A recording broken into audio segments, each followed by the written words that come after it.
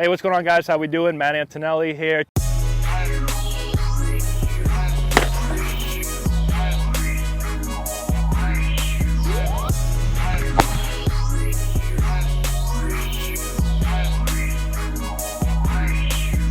Hey guys, Juan here. So today we are going to look into Noah Syndergaard and a couple of bullet points and what he does well and what makes him an elite thrower.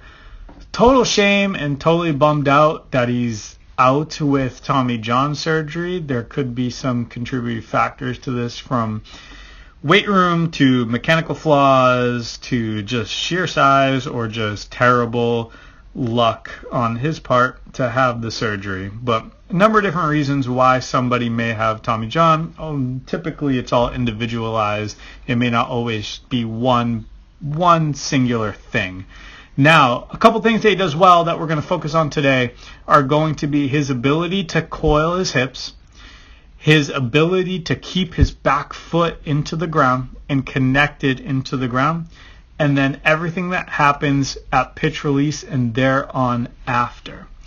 So as we go through the last time through his motion and we get back to the beginning, let's get into the corkscrew aspect of it. Now, as he's lifting, we're going to see that his hips start coiling towards the shortstop, right? And here's the biggest key. As the hips start coiling, he's able to start initiating his back leg. Now, the biggest reason why our front foot comes off of the ground and our front leg starts lifting is really so my back side can start doing its thing. If my front leg doesn't get off the ground, I'm never going to be able to push and stride. So that's the number one reason why my front side comes off the ground, so my back side can just move, right? So here he is, and we see a discernible move with the hips from the very beginning. So we go back to the beginning, we see the hips start coiling right there. They reach their peak coil.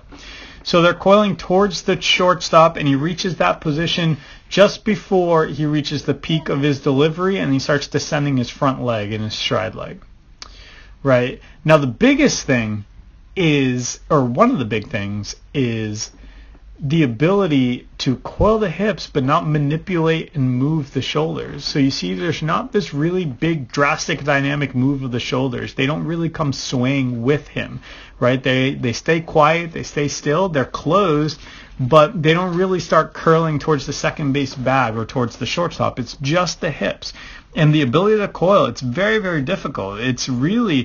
It's midsection, it's your core, it's your hips, it's your pelvis, right? Your femurs. Those are what going to allow you to really coil and get into max coil throughout your stride. So he gets into his max coil, which is about right there, and we get to the bottom of the delivery. Now, you see there that he's able to sustain that coil with his torso over the backside, and there's still pressure into the ground with his back foot.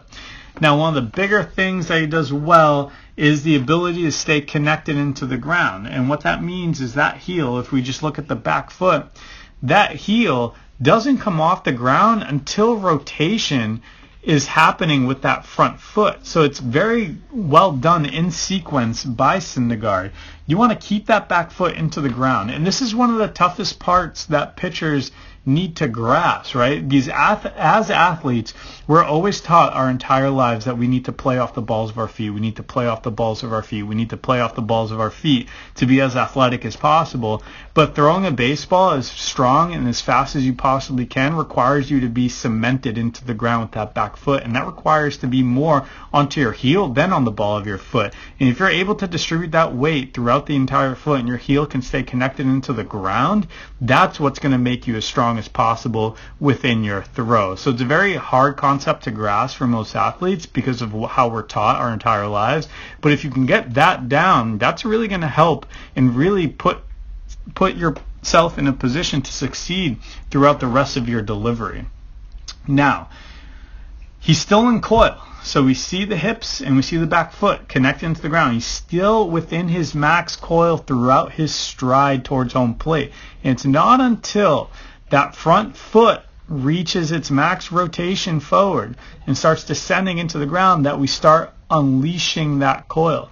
And ideally, once that foot's in the ground, boom, everything comes through. So we're not getting like super tremendous hip to shoulder separation here out of Syndergaard, but ideally we sustain that max coil and that foot comes out and bam, then my hips really come flying through the zone.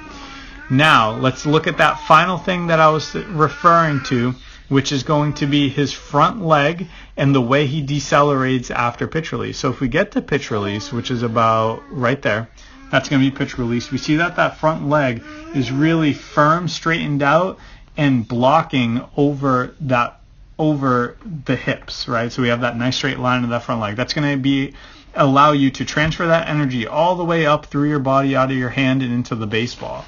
On top of that, this torso starts traveling. We remember that it was over our back hip.